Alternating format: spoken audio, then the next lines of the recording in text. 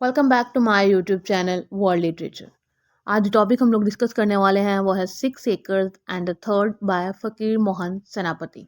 ये जो नॉवल है इसके अंदर हम लोग कॉलोनियलिज्म को डिस्कस करेंगे, साथ ही साथ ब्रिटिश रूल को डिस्कस करेंगे और ब्रिटिश रूल किस तरह से हमेशा से हम लोग जितने भी हमने पोस्ट कॉलोनियल नॉवेल्स पढ़े हैं उन्होंने एक्सप्लॉइट ही किया है, तो इसमें भी हम लोग यही देखेंगे किस तरह से इन्होंने एक्सप्लॉइट किया था इंडियन पीपल को। अब उसके बाद हम लोग अपना लेक्चर स्टार्ट करते हैं जिसमें हम पहले अपने नावल को देखते हैं। ये 19th सेंचुरी का फेमस इंडियन नावल है जिसके अंदर ओडिया लैंग्वेज का यूज़ हुआ है। मीन्स के इसको फ़कीर मोहन सेनापति ने इंडी ओडिया लैंग्वेज में लिखा था और इसको देन जो है वो इंग्लिश लैंग्वेज में जो है वो ट्रांसलेट करवाया गया था यूनिवर्सिटी ऑफ कैलिफोर्निया प्रेस ने। फर्दर मैं अगर इसके बारे में बात करूं तो आपको बताऊं तो ये इंडो आर्यन लैंग्वेज है जो कि इंडियन स्टेट ओडिशा में बोली जाती है। ये जो लैंग्वेज है ये ऑफिशियल लैंग्वेज है ओडिशा की। फर्दर ये जो है वेस्ट बंगाल, झारखंड, आंध्र प्रदेश वहाँ सब जो है ये लैंग्वेज बोली जाती है।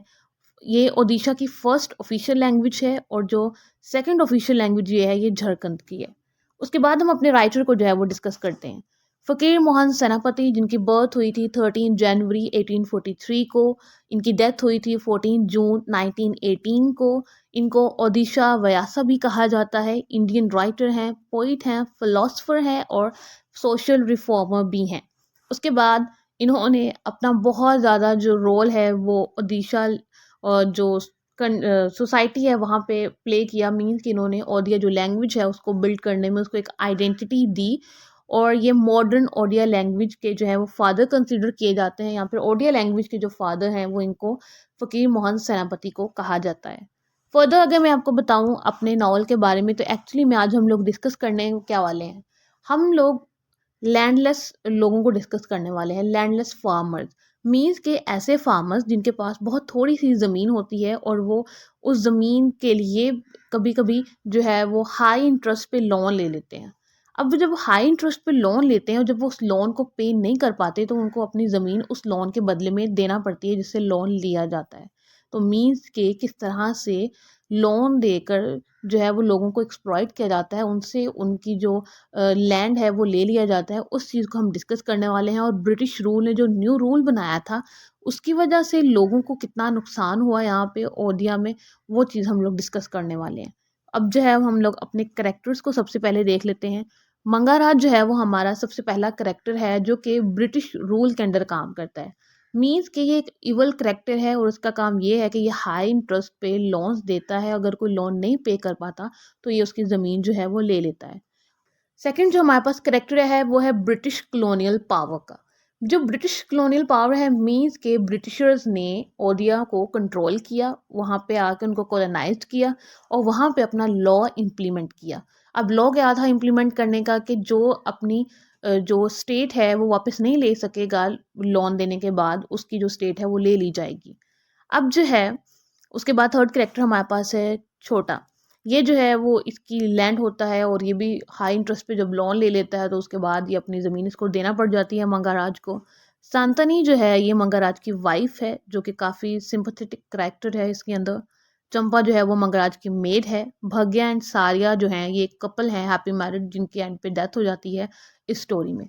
ये हमारे कुछ कैरेक्टर्स हैं जिसको हमने डिस्कस किया। अब आते हैं अपनी समरी की तरफ। समरी में होता क्या है कि मंगराज जो है वो एक स्मॉल टाइम मनी लेंडर है। मीन्स के वो लोन्स देता है लोगों को, फार्मर्स को जिनके पास थोड़ी बहुत ज़मीन है। यहाँ पे ओडिया में गोविंदापुर ये एक जगह है, विलेज है, वहाँ पे उनको जो है ये लोन देता है हाई इंटरेस्ट पे।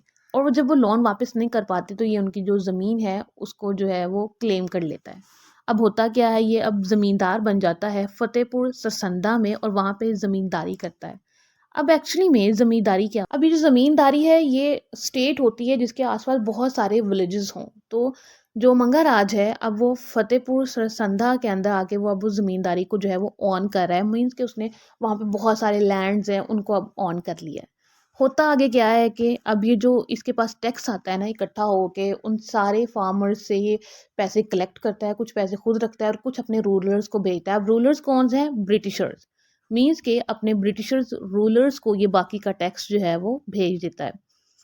फिर होता क्या है कि कुछ ब्राह्मण सोल्जर्स या फिर जो वॉचमैन है इस विलेज का, उसको एक थोड़ी बहुत जो है वो ज़मीन दे देता है जिसके ऊपर टैक्स नहीं लगा होता, ताकि उनको कॉम्पेंसेशन के तौर पर कुछ ना कुछ ये दे सके। अब होता क्या है कि अब जो है वो ब्रिटिशर्स ने न्यू लॉ जो है वो कोर्ट में इम्प्लीमेंट कर दिया है। अब वो न्यू लॉ है क्या एक्चुअली में, कोर्ट्स का न्यू लॉ आया क्या है, न्यू लॉ ये होता है ब्रिटिशर्स ने जो अब जितने भी लीगल कोर्ट्स हैं वहाँ पे इम्प्लीमेंट किया होता है कि जो भी ज़मीन है, सबसे पहले तो जो लोन लेगा अगर वो लोन वापस नहीं करेगा तो उससे ज़मीन जो है उसकी ले ली जाएगी।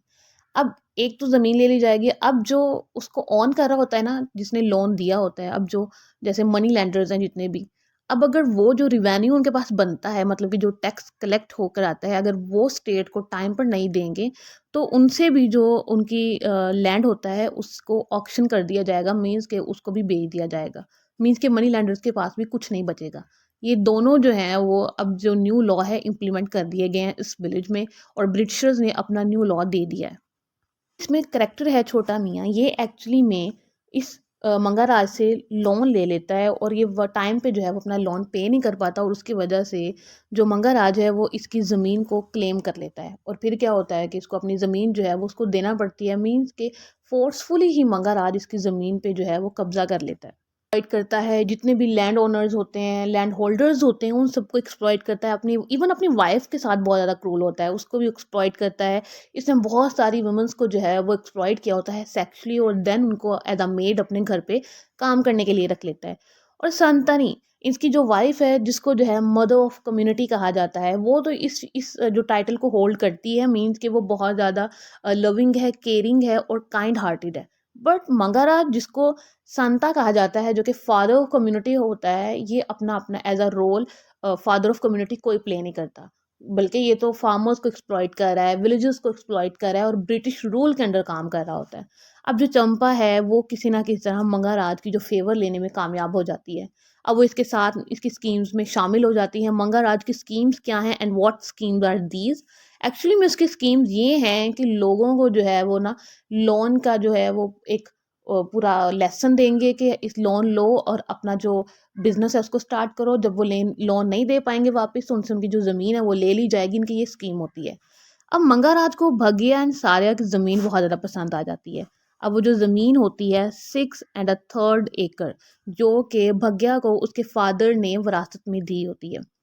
अभी जो दोनों हस्बैंड एंड वाइफ हैं हैप्पीली मैरिड होते हैं और अपनी लाइफ को गुजार रहे होते हैं, और उसकी जो वाइफ है सरिया वो कंसीव नहीं कर पाती, तो उसको जो है वो चंपा आके आइडिया देती है कि तुम एक गॉडेस का टेम्पल बनाओ, जिसकी वजह से तुम जो है वो कंसीव कर लोगी। भग्या जो है वो अपनी ज़मीन को जो है वो लोन के बदले जो है वो मंगाराज को दे देता है। अब ये जब लोन नहीं दे पाते तो क्या होता है कि भग्या का जो है वो मेंटल ब्रेक डाउन हो जाता है। 6 1/3 एकड़ जो ज़मीन है वो मंगाराज के पास चली जाती है। सारिया जो है एक्चुअली में वो मंगराज के घर के बाहर जाके बहुत ज़्यादा रोती रहती है, और कुछ दिनों बाद उसकी वहीं पे डेथ हो जाती है। अब जो मंगराज की वाइफ है, जब वो ये देखती है तो उसको भी बहुत ज़्यादा दुख होता है, और उसकी भी डेथ हो जाती है ये सब कुछ देखकर। मंगराज की जो ज़मीन होती है वहाँ पे सरिया की डेड बॉडी मिलती है। अब जब उसकी डेड बॉडी मिलती है तो इसको जो है वो अरेस्ट कर लिया जाता है। इसको अरेस्ट करने के बाद इसका जो विली लॉयर होता है वो क्या करता है कि इसकी जो ज़मीन है उसको क्लेम कर लेता है, जो कि मंगराज की होती है। अब there is no honour among thieves, means के जो चोर होते हैं उनके दरमियान खुद में ही कोई जो है वो ऑनर नहीं होता।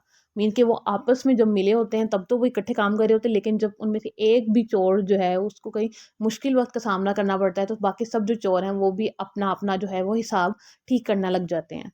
इसी तरह मंगराज के साथ भी हुआ। विली लॉयर ने ज़मीन को क्लेम कर दिया। उसके बाद चंपा जो है उसने भी अपनी सेफ्टी के लिए वो भी एक बार्बर के साथ जाती है। बार्बर जो है वो उसको जो है वो गला उसका काट कर जो है उसको मार देता है। मंगाराज जो है वो अब गोविंदापुर वापस आता है, जब इसको जेल से जो ज़मीन होती है वो इसके जो बेटे होते हैं वो बेच देते हैं। मंगराज ये सब कुछ देख नहीं पाता, और उसकी वहीं पे डेथ हो जाती है। और उसके बाद जो है वो डेथ के टाइम पे इसको रियलाइज़ होता है कि इसने भग्या, सरिया और अपनी वाइफ और जितने भी विलेजर्स को एक्सप्लॉइट किया, इसने कितना बुरा किया था। और यहाँ पे जो है वो हमारी स्टोरी ख़त्म हो जाती है। एक्चुअली में फ़कीर मोहन सेनापति ने इसमें हमें क्या बताया है? फर्स्ट ऑफ ऑल तो इसने हमें कास्ट सिस्टम यहाँ पे इंट्रोड्यूस करवाया है। अब जैसे भग्या एंड सरिया जो हैं वो वीवर्स थे, और साथ ही साथ ब्राह्मण्स भी हैं इस स्टोरी में, हमारे पास लॉयर्स भी हैं, डिफरेंट डिफरेंट कास्ट सिस्टम यहाँ पे प्रेजेंट है।